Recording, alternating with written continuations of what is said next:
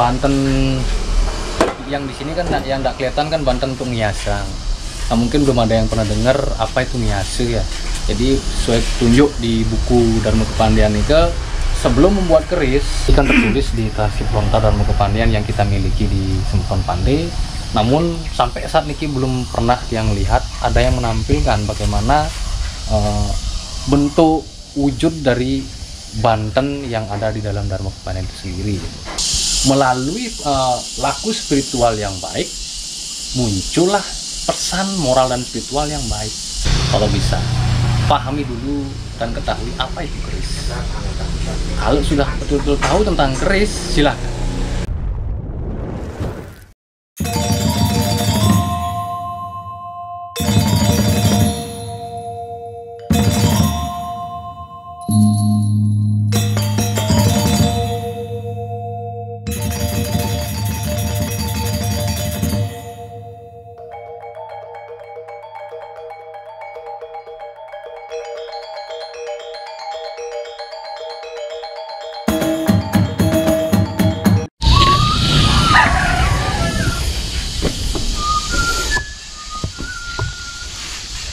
Banten ini. Oke, jadi ini lagi persiapan. Jadi inilah Banten, mesin sebuah keris atau senjata. Nanti kita akan tanya sama empunya Banten apa saja yang harus dipersiapkan dalam acara muasin hari Ini untuk Banten apinya. Nah, niki saran bermangkunya. Nah, jermangku, napi niki Bantennya niki apakah Banten biasa hanya pejati aja atau penapi niki? Ini Banten khusus ketika mau membuat keris pertama kali dan ketika nyepuh dan ketika masuk pati ya nanti ada tambahannya juga. Kalau untuk pertama kali membuat keris nuasen Bantennya seperti ini. Ini ada sekar tamannya, ada sekar mangle, ada sayur brahma, sayur kerisnya, sampai sayur api. Nanti ini Banten ini diaturkan kepada Dewa Geni, Tegah Agung sebagai di bawahnya, dan penjoran malu. Nah, ini aja penjor juga. Jadi penjor ini sebagai simbol apa nih, Dirong tuh? Penjor ini kita memohon kepada para dewa yang berada di gunung. Jadi melalui penjor ini kita mohon karunia beliau agar memberikan kekuatan jika menempa. Jadi sebagai minta izin ya, matur pioning gitu ya, matur pioning. Dan ini proses ini semua tercatat memang berdasarkan Transkrip Lontar Dharma Kepandian. Jadi memang ditulis seperti ini, kita ikuti apa yang ditulis di sana. Budaya niki siapa lagi kalau bukan kita yang melestarikan. Oke, jadi ini dia penjornya. Di sini kita lihat.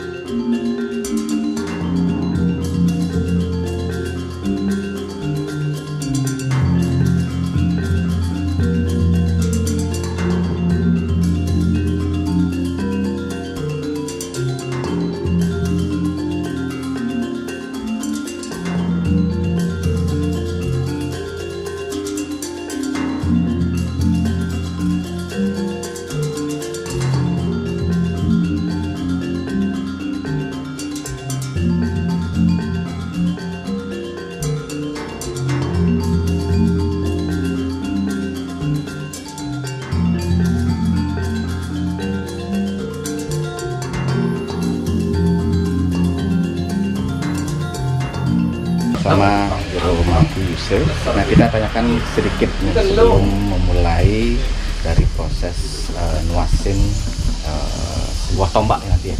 Tombak apa keris ini? Keris. Jadi sebuah keris. Jero Mangku, ini kan ini pertama kali saya melihat secara gamblang gitu kan. Artinya secara fisik aja, tapi maknanya saya belum tahu. Banten nuasin keris, apa sih bedanya dengan Banten yang lain, atau apa sama dengan Banten Pasupati atau gimana tuh? Ya, jadi kalau dibilang perbedaan sih sebenarnya sama. Banten-Banten ini namanya hampir sama di semua penduduk buku Banten gitu. Nah, cuman ini Banten yang dikhususkan untuk ketika memulai membuat keris memang khusus ditulis di Transkrip Lontar Darmo Kepandian. Mungkin yang spesial di sini melihat tandingan ini Ki. Tandingan di sini kita ada menggunakan sekar mangle. Sebenarnya kita membaca bukunya agak kesulitan pertama kali. Dari buku itulah kita mulai menanding, artinya menyusun merangkai Banten itu, karena belum pernah ada yang membuat sebelumnya. Jadi atas petunjuk ide Seribu, nah di sini ada yang disebut dengan sekar setaman.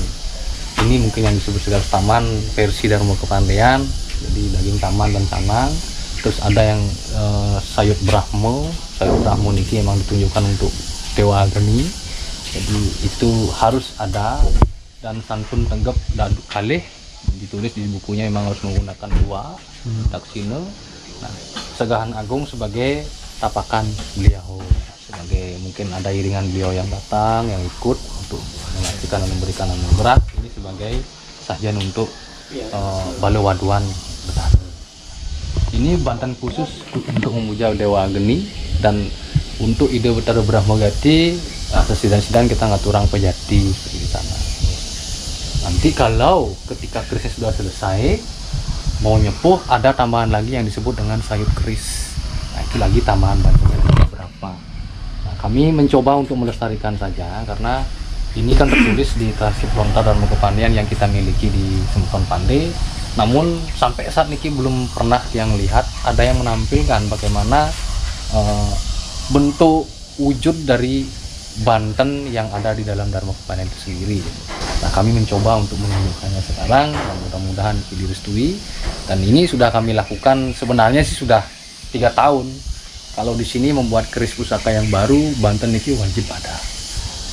Ketika nyepuh keris pun Banten niki ditambah ada Banten sayur keris namanya, itu wajib ada.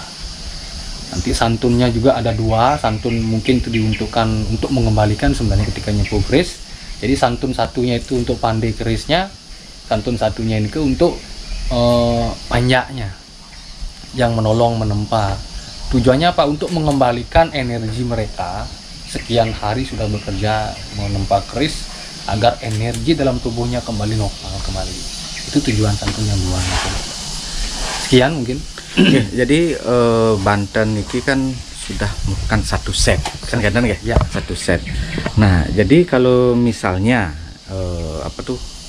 nanti ada sebuah keris mungkin hari yang beda, atau mungkin keinginan daripada pemesan itu beda, apakah Banten ini ada penyesuaian nggak, atau tetap seperti ini? Ada. Jadi ketika ada suatu permohonan tertentu, nanti ini ditambah dengan burat wangi, lengo wangi. Itu tertulis dalam Darmo Kepandian.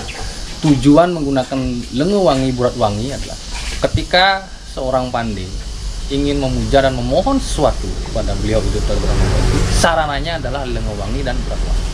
Jadi ketika ada tujuan khusus dalam pembuatan keris nike, ditambahkan Banten itu sebagai media untuk memohon kepada beliau. Nanti mungkin Banten yang di sini kan yang tidak kelihatan kan Banten untuk ngiasang. Nah, mungkin belum ada yang pernah dengar apa itu ngiase ya. Jadi sesuai tunjuk di buku Darmo Kepandian nike, sebelum membuat keris, jadi bahan-bahan itu kita wangsuh dulu. Kalau istilah di Darmo Kepandian meripih, kita bentuk dulu bahan-bahan. Setelah itu kita rajang, dan bahan nike diaturkan di Sangga Kemulan. Pokoknya mau dimelingih di Kemulan, diaturkan di Sangga Kemulan. Mau melingih di Penataran, diaturkan dengan Jeng Penataran. Itu selama 3 malam. Itu dadilnya pemilik keris niki yang akan membuat keris niki harus selama 3 malam niki di sana ngiase, mekemit di sana dengan sarana Banten khusus memang disediakan di Darmo Kepandian. Nanti akan diberikan Banten niki sesuai petunjuk, tinggal mengemit aja. Dan empunya biasanya datang ke sana. Kalau sekarang kan nggak ada empu ya, mungkin belum ada empu di Bali niki. Seperti saya kan baru pandai keris itu. Nah, pandai kerisnya datang ke sana karena ada mantra-mantra khusus sesuai petunjuk Dharma Kepandian yang harus diucapkan dalam 3 malam itu. Selanjutnya baru mulai dalam proses sekarang niki. Nuasen niki. Ya. Jadi nuasen itu memilih hari memulai suatu pusaka atau ada sesuatu yang beda dari nuasen itu? Apa kita misalnya nuasen itu harus memilih hari yang baik sesuai dengan gininya pemesan, disesuaikan dengan karakter pemesan, weton pemesan atau gimana? Baik, itu betul. Jadi semua terkait ya. Ibaratnya sama seperti kita seseorang yang ingin memiliki anak yang suputra. Jadi ketika seseorang ingin memiliki anak suputra, hari berhubungan dengan suami istri pun harus ditentukan. Mencari hari baik. Contoh mungkin yang menghindari film, menghindari hari raya besar, atau memilih hari-hari tertentu. Tujuannya apa? Agar anak kelak lahir menjadi anak suputra. Persis dengan membuat keris. Nuasen ini sama dengan seperti pertama kali membuat suami istri sedang merencanakan membuat seorang anak. Nah, nuasen itu di sana. Nah, kelahiran keris kapan? Ketika disepuh. Ketika disepuh, keris itu mulai lahir. Jadi bukan saat penempaan pertama itu? Penempaan pertama ini pertama kali seorang suami istri berhubungan, membuat anak. Nah, keris ini pertama kali seorang pandai keris dengan besi bergula berhubungan akan melahirkan sebilah keris. Jadi memang harus memilih hari. Menurut Dharma Kepandaian itu ada petunjuk-petunjuknya. Petunjuk khusus pertama mungkin terpengaruh dengan weton, kedua pada umumnya yang standarnya itu memang mencari sasih dan penanggal. Kalau Dharma Kepandaian ya, Dharma Kepandaian yang saya katakan. Terus Pancawara ketemu Saptawara itu wajar dan ada petunjuk khususnya. Nah, kalau weton tertentu dan menginginkan keris yang tertentu, wajib memilih hari yang tertentu juga. Itu sebabnya membuat keris pusaka itu tidak bisa, artinya sembarangan. Yang menurut beberapa literatur mengatakan ya memang laku spiritual juga harus diperhatikan. Karena keris niki ketika keris lahir dia akan membawa suatu filosofi yang sangat tinggi, pesan yang sangat tinggi.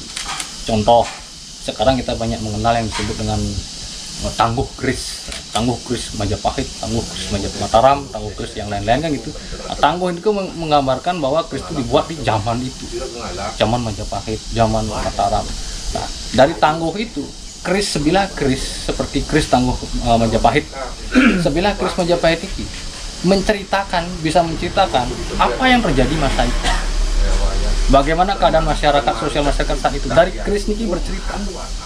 Kalau saya bisa menggambarkan bahwa bilah keris niki seperti sebagai chip catatan sejarah. Seperti sekarang saya membuat keris pusaka yang akan selesai nanti, setelah selesai mungkin 500 tahun lagi keris itu kan bercerita keadaan sekarang kepada generasi selanjutnya. Itu perbedaan keris dengan senjata yang lain. Keris memang tidak bisa di-apple-to-apple-kan dengan senjata yang lain. Keris itu sendiri ya. Punya pakem sendiri, punya gaya sendiri, cara sendiri. Itu sebabnya UNESCO sudah mendeklarasikan bahwa keris adalah warisan dunia, warisan budaya dari Indonesia ya. Sedang tombak gimana? Tombak sama. Tombak dengan keris dia sama, memiliki filosofi yang sama. Berbeda dia dengan senjata tajam seperti pedang, seperti pisau, berbeda dia. Jadi memang kalau keris dan tombak niki dari kita sudah lihat dari dapur saja, nama dapur saja dia sudah memberikan bahwa ada suatu pesan di dalam tombak dan keris itu. Nah, contoh mungkin dapur Pandawa. Apa pesan dari dapur Pandawa? Kita kan sudah bisa mereka, Pandawa berarti kita harus memiliki 5 sifat-sifat Pandawa. Itu tujuannya sebenarnya. Nah, sekarang kan pemesan atau dari yang ingin membuat sebuah keris atau pusaka itu kan ada beberapa mungkin kegunaannya. Satu mungkin dipakai sebagai penjenengan, dua sebagai seselet. Nah, dalam nuasen keris ini, apakah Banten ini tetap seperti ini atau ada unsur Banten yang lain yang ditambahkan? Misalnya kalau penjenengan itu kan nanti akan dilinggihkan kan gitu. Nanti akan di sama persentanenya akan disembah lah seperti itu, atau dilinggihkan di merajannya. Sedangkan kalau seselet itu kan hanya untuk pribadi, kan gitu kan, untuk ngajegan dewek gitu ya, nah itu untuk dalam proses nuasin atau proses bantennya itu gimana Bu? Apakah nanti, karena banyak yang menanya ini, apa sih bedanya saya membuat keris pejenengan sama ini? Apakah perlakuannya sama? Kenten secara kentennya nih, bahasa jamaknya lah. Sebenarnya dalam transit Dharma Kepannya juga sudah dijelaskan. Ketika membuat sebilah keris dan tombak, perlakuannya sebenarnya semuanya sama. Intinya adalah pemahaman dari si pemesan dan pemilik. Namun dalam situasi zaman sekarang itu disesuaikan dengan kemampuan si pemilik, si pemesan, kemauan si pemesan, dan tergantung dari pandai kerisnya apakah mau juga membuatkan atau tidak gitu. Jadi karena keris niki, kalau bagi pandai keris itu tidak sembarang orang bisa memegang. Memang semua orang tahu, oh ini keris, tapi orang yang baik dan bagus untuk memegang keris adalah orang yang memahami keris itu, bahwa keris niki bukan suatu benda yang hanya diselet begitu saja, tidak. Kenapa keris itu bisa disandang, diselet? Kenapa keris dilinggihkan? Karena ada pesan moral dan spiritual di sana. Jadi kalau Banten itu menyesuaikan. Terkecuali kalau Banten keris pusaka seperti sekarang yang akan melinggih sebagai penjenengan, memang tidak bisa ditoleransi lagi. Bantennya harus seperti ini. Nah, kalau untuk seselat mungkin lebih kecil tingkatan bantennya bisa, nggak apa-apa. Tergantung apakah pandainya mau membuatkan atau tidak. Karena membuat keris niki bukan bagaimana ya, bukan membuat suatu hal yang sekedar gitu, walaupun dia diselet tapi bukan sekedar sebenarnya.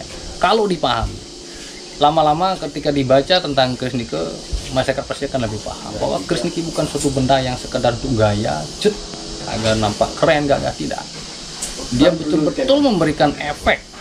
Yang paling besar efek dari keris itu adalah filosofisnya. Contoh ketika menyandang keris, yang dipengaruhi dalam psikologis manusianya pertama apa? Perasaan. Mungkin ada ketika menyandang dia merasa lebih nyaman, merasa lebih percaya diri. Nah, di situ saja sudah harus dipahami bahwa keris niki bukan benda biasa. Kalau bukan benda biasa, artinya dalam membuat pun perlu kita perhatikan. Nah, kemarin memang kebetulan sekali dari Kementerian Pendidikan dan Kebudayaan juga memberikan pernah mengundang kita di Bali. Jadi pemerintah juga sedang memperhatikan tentang ini, bahwa pandai keris, empu keris pada umumnya di Nusantara itu harus memiliki laku spiritualnya. Nah, laku spiritual ini yang tidak boleh sama sekali ditinggalkan. Kenapa? Kalau laku spiritual ini ditinggalkan, maka budaya pun akan hilang. Dan pesan-pesan spiritual yang diinginkan dalam sebilah keris pun akan menurun, memudar.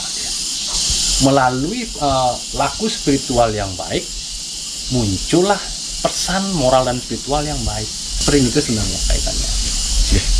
Luar biasa nih Ki. Jadi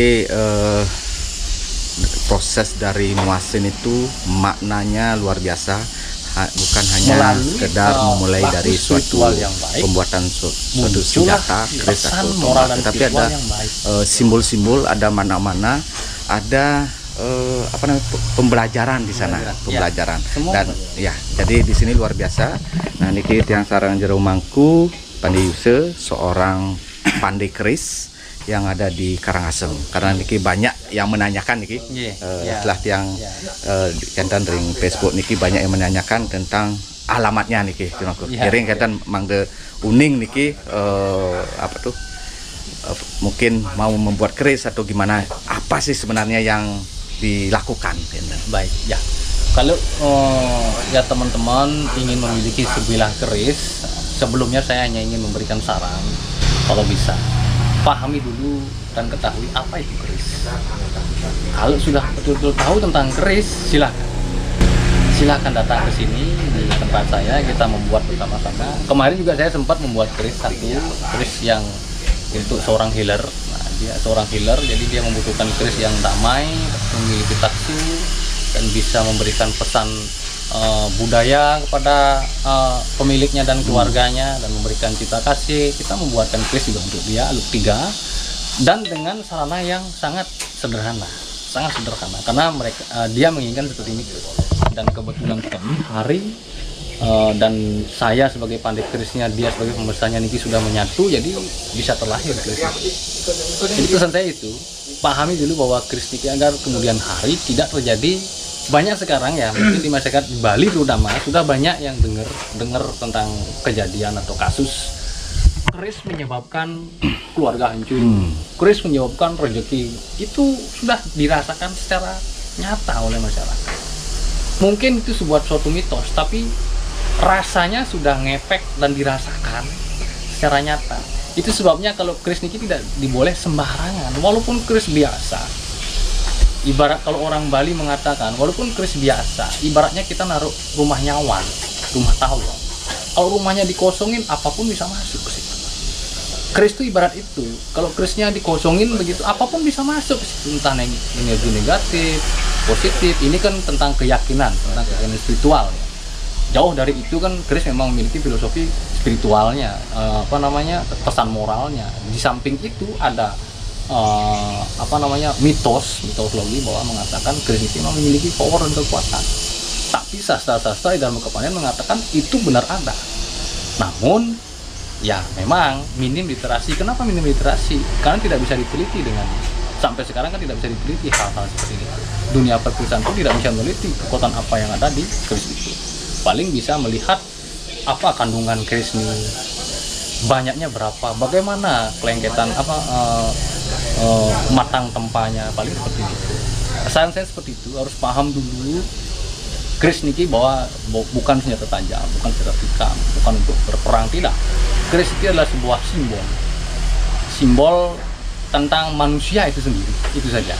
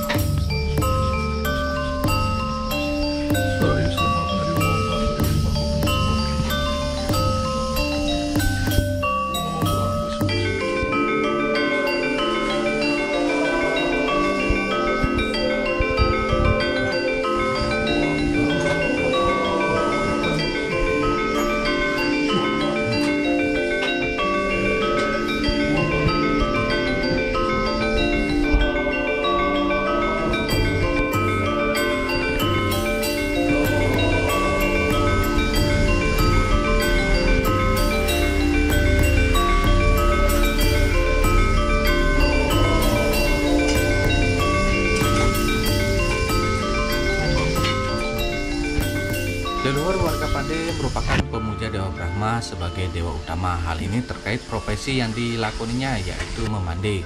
Dewa Brahma disimbolkan sebagai dewa api atau Agni.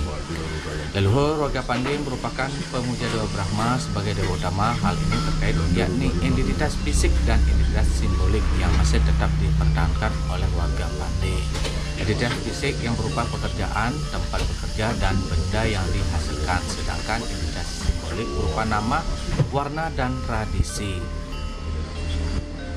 Bagi warga Pandai yang tidak memandai, tetapi mereka tetap membuat perapen untuk mengenang dan sebagai wujud rasa bakti terhadap leluhur. Tentang identitas nama, warga Pandai memiliki nama depan Pandai yang membedakan dengan warga atau soroh lainnya.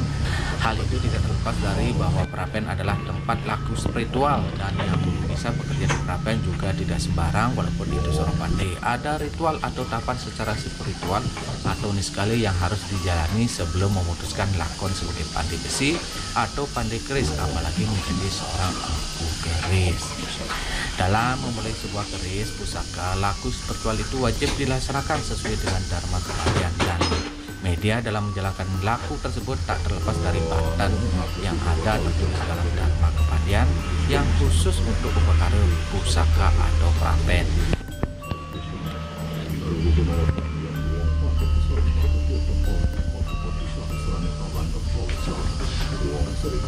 Sudah mengupas tentang bantan nuasen keris bersama pandai keris jero pangku pandai Yuse yang bersamaan saat nuasen sebuah keris pusaka milik dari Semeton Arya Dauh Kepakisan Bali Agung saking Blok Manggis Karangasem.